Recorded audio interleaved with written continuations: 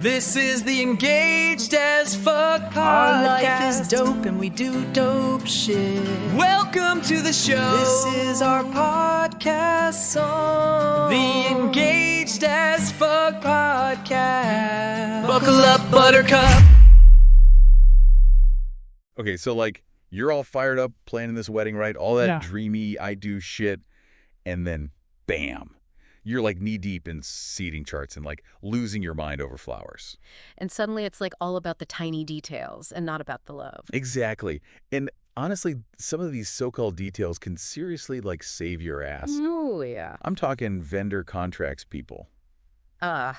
That stuff everyone wants to skip, but like hell no. Yeah. Today we're going deep on those contracts, and we're using the Engaged AF podcast for Inspo, Okay, cool. episode 40.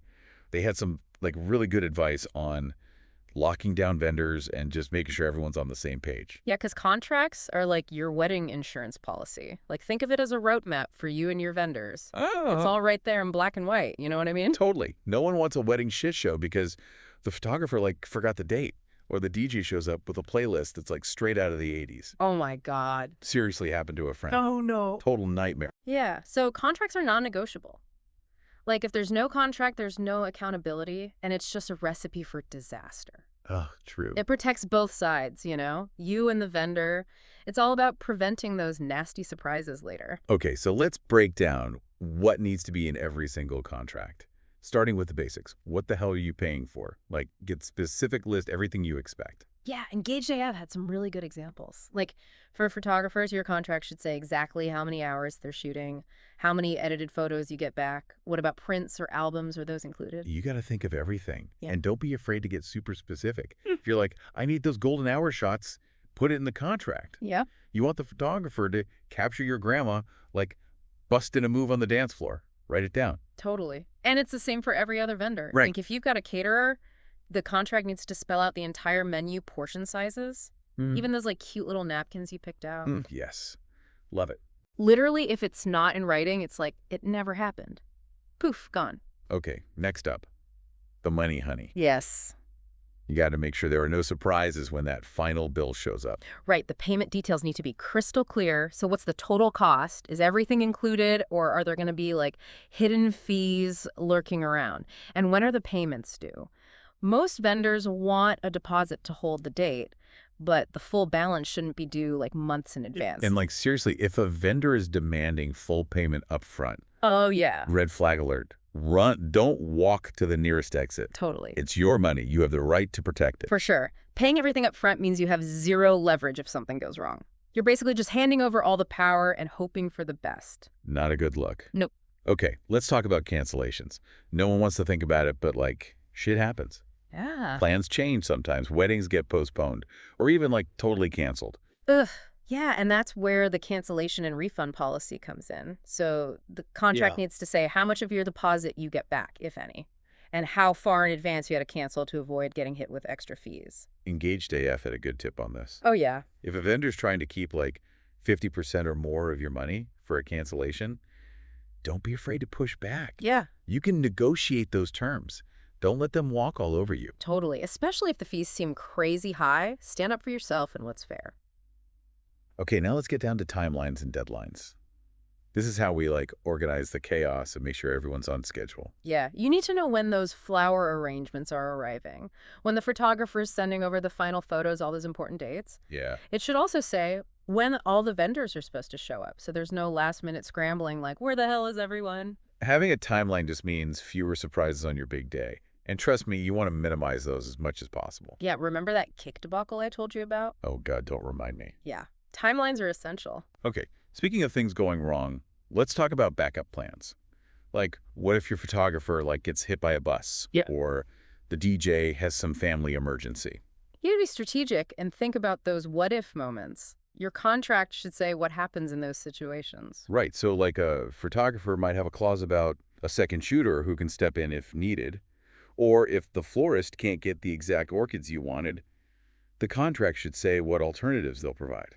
It's all about having a plan B. You don't want to be scrambling last minute if something unexpected happens. All right, last but not least, let's talk about everyone's favorite topic, hidden fees.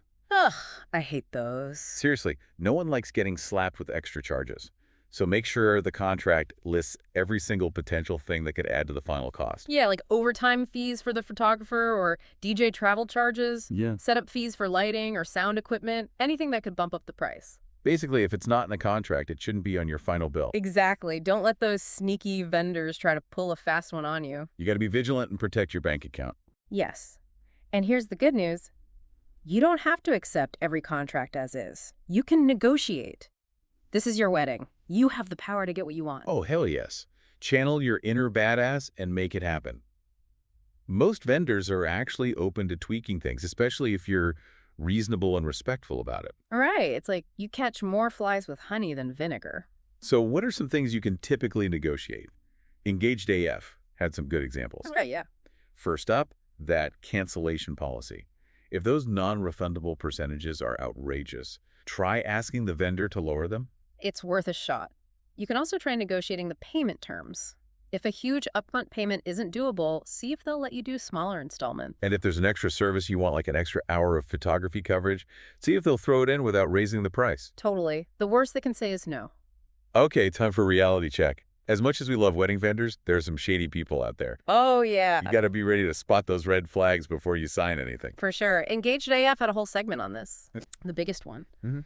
If a vendor doesn't use contracts at all, that's an immediate deal breaker. Yeah, no contract, no accountability, just walk away. Yep. And if a vendor's contract is full of vague language or things that seem unclear, don't be afraid to ask for clarification. Yeah. Don't sign anything until you totally understand it.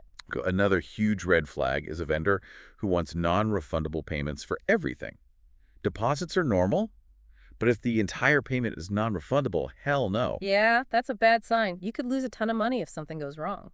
And finally, watch out for pushy sales tactics. If they're pressuring you to sign immediately without giving you time to think it over, that's a sign to slow down and reassess. Trust your gut.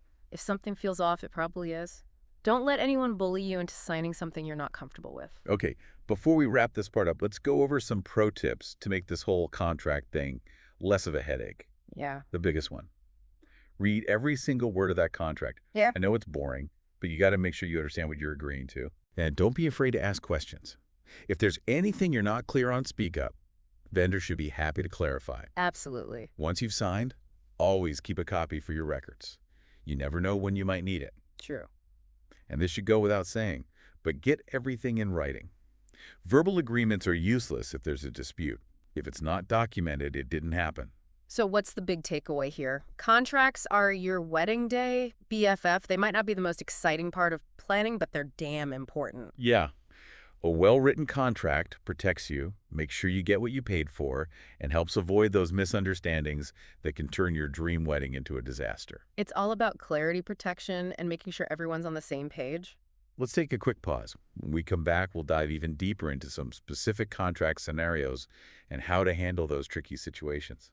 Stay tuned. All right, let's get back into these contracts and talk about some real life shit that might come up. Okay. Because even with the best planning, sometimes things go wrong. Yeah, totally. Murphy's What? Law. And when that happens, you want to be prepared to handle it.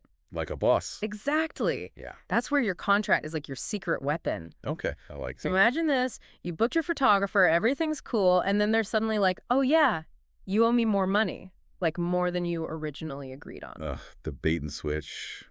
Yeah. Not cool. Not cool at all. But that's when you whip out your contract. Oh, yeah. Go back to that payment section and be like, excuse me, this is what we agreed on. Be polite but firm. Exactly. And what if they try to say, like, oh, that doesn't include editing?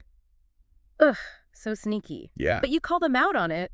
If editing wasn't listed as an extra cost in the contract, they can't just add it later. Nope.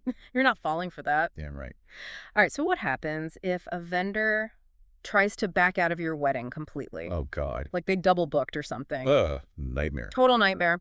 But again, your contract should have you covered. Look for the cancellation clause. It should say what happens if the vendor bails out. There should be consequences for breaking the agreement. So you'd at least get your deposit back. Hopefully you get more than just the deposit back. Okay. The contract might say they have to help you find a replacement or even pay the difference if you have to hire someone else last minute. Right. That makes sense. Yeah. Okay, but what if you're the one who has to cancel? Like, life happens. Plans change. It definitely happens. In that case, you need to check the cancellation policy in your contract. Okay. It'll tell you how much notice you need to give the vendor and how much of your payment is refundable. So if you cancel way in advance, you might lose less money. Exactly. And if you have to cancel for reasons outside of your control, like a natural disaster or serious illness, you might even get a full refund. But it all comes down to what's in that contract. Okay, let's talk about those times when a vendor just doesn't deliver what they promised. Yeah. Like the flowers show up wilted or the DJ plays the wrong first dance song. Yeah. I know, the worst. Yeah. But your contract can save the day here, too. It should clearly say what services are promised and what happens if they don't deliver. So if the photographer missed those specific shots you wanted, or the videographer didn't capture those key moments, Yeah. you can complain Yeah. and maybe get some compensation. Exactly. And if they're being totally unreasonable or refuse to fix it, Okay. you might even think about legal action. Oh, But hopefully it won't come to that. okay. Last scenario. Yeah. What if there's a disagreement about something that wasn't in the contract? Okay. Like, what if your DJ refuses to play a certain type of music? That's when communication is super important. Like Yeah. before signing any contracts, talk to your vendors about what you expect and what you like. Yeah, So you could be like, hey, I love 90s hip hop, so please make sure to play some of that. exactly. Yeah. And if something comes up that you didn't discuss beforehand, just try to work it out with the vendor calmly and respectfully. Yeah, you're all on the same team here. Right. The goal is to have a fantastic wedding. So after all this talk about contracts and potential disasters, what are some key takeaways for our listeners? Well, contracts are essential. They protect you and help make sure your wedding day goes smoothly. Read them carefully, ask questions, and don't be afraid to negotiate. Love it. And even if you're working with the best vendors out there, things can still go wrong. Be prepared for anything. Exactly. It's all about having a plan, knowing your rights, and making sure everyone's on the same page.